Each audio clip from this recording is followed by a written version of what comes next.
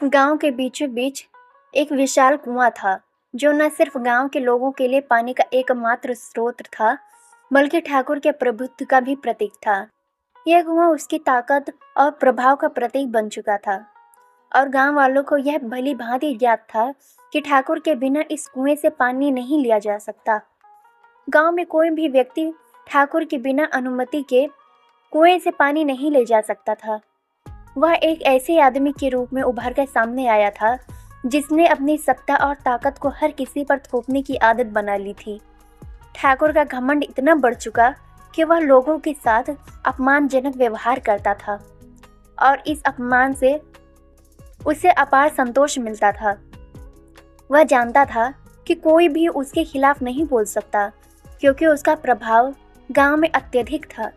गांव के लोग, खासकर निम्न जाति के लोग, ठाकुर के सामने सिर झुकाए रहते थे। वह जानते थे कि ठाकुर से टकराने का मतलब था बर्बादी।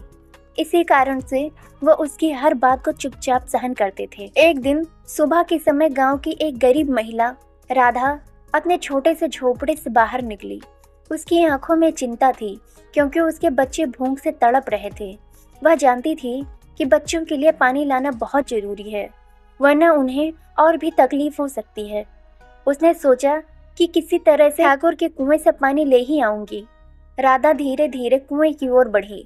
रास्ते में उसकी झोली में कुछ छाछ और लकड़ी थी, जिससे वह कुछ पैसे कमा सकती थी। जब वह कुएं के पास पहुंची तो देखा कि ठाकुर वहीं खड़ा था, एक हाथ में लाठी और चेहरे पर गुस्सा था।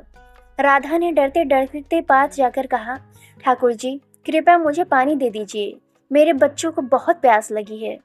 ठाकुर ने उसे नजरें घुमाकर देखा और बोला, तुमसे पानी लेने का मुझे कोई शौक नहीं है। पहले जाओ और मेरे आदेश का पालन करो, फिर आकर पानी लो। राधा का दिल टूट गया। वह जानती थी कि उसके पास कोई चारा नहीं है, लेकिन वह फिर भी चुपचाप खड़ी रही, क्योंकि उसके बच्चे के लिए पानी चाहिए था। उसने सिर झुकाया और बिना कुछ कहे, राधा का दिल भीतर ही भीतर टूट रहा था, लेकिन वह किसी से कुछ न कह सकी। कुछ घंटों बाद यह घटना पूरे गांव में फैल गई। एक औरत का अपमान इस तरह से किया गया था कि सभी लोग सन्न रह गए। कई लोग राधा की स्थिति को महसूस कर रहे थे, लेकिन किसी के पास भी उसकी मदद करने की हिम्मत नहीं थी।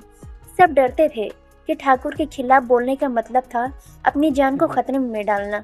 राधा के साथ जो हुआ था वह अब सभी के मन में गहरे तक बैठ चुका था। किसी ने भी सोचा नहीं था कि ठाकुर का घमंड कभी इस हद तक बढ़ सकता है। धीरे धीरे गांव के कुछ बुद्धिमान और समझदार लोग एकत्र होने लगे।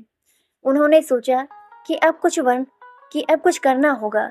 वह जानते थे कि यदि ठाकुर को नहीं रोका गया तो अन्य लोग भी अपमानित होंगे। गांव के वृद्धों, बुद्धिजीवों और कुछ साहसी लोगों ने मिलकर एक योजना बनाई। वह ठान चुके थे कि ठाकुर के खिलाफ खड़ा होना ही सही है। एक दिन जब ठाकुर अपने घर में आराम कर रहा था, तब गांव के लोग उसकी हवेली के बाहर एकत्र हुए। सबने अपने अपने घरों से झंडे और शांति के प्रतीक लेकर आना शुरू किया। ठाकुर को जब यह पता चला तो वह हैरान रह गया। गांव के लोग बिना डरे उसके खिलाफ खड़े हो गए थे। वह समझ नहीं पा रहा था कि यह सब अचानक कैसे हुआ। वह बाहर आया और गुस्से में बोला, क्या यह मजाक है? तुम लोग मेरी आज्ञा के बिना मेरे खिलाफ खड़े हो? मैं तुमसे कहता हूँ, हट जाओ। लेकिन गांव के बुजुर्गों ने आवाज उठाई। उन्होंने कहा, ठाकुर, तुम्हारी ताकत सिर्फ तुम्हारे अहंकार में छिपी है। हम लोग अब नहीं डरते। हम सब मिलकर तुम्हारे खिलाफ खड़े हैं। तुम्हारे कुएं से पानी लेने का अधिकार सिर्फ तुम तक सीमित नहीं है, हम सबको बराबरी का अधिकार है। यह सुनकर ठाकुर का चेहरा लाल हो गया। वह गुस्से में बोला, तुम सब कुछ नहीं कर सकते, मैं तुम्हें सबक सिखाऊंगा। लेकिन गांव वालों ने एक साथ आवाज उठाई, अब नहीं, अब हम तुमसे डरने वाले नहीं। ठाकुर का गुस्सा धीरे धीरे ठंडा होने लगा। उसे एहसास हुआ कि अब वह अकेला नहीं था, सभी लोग उसके खिलाफ खड़े थे। उसकी शक्ति अब उस तरह से काम नहीं कर रही थी जैसा पहले करती थी।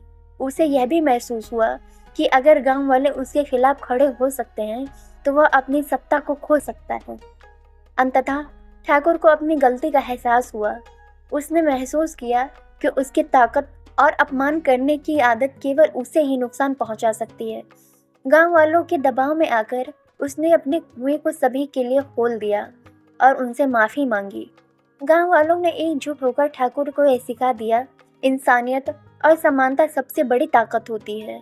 अब गांव में कोई भी व्यक्ति, चाहे वह किसी भी जाति या धर्म से हो, बिना किसी डर के पानी ले जा सकता था। ठाकुर ने भी समझ लिया था कि सच्ची शक्ति दूसरों को दबाने में नहीं, बल्कि सबको बराबरी का अधिकार देने में है। अगर यह कहानी आपको पसंद आई हो तो हमारे चैनल को लाइक करें, शेयर करें और सब्सक्राइब करें।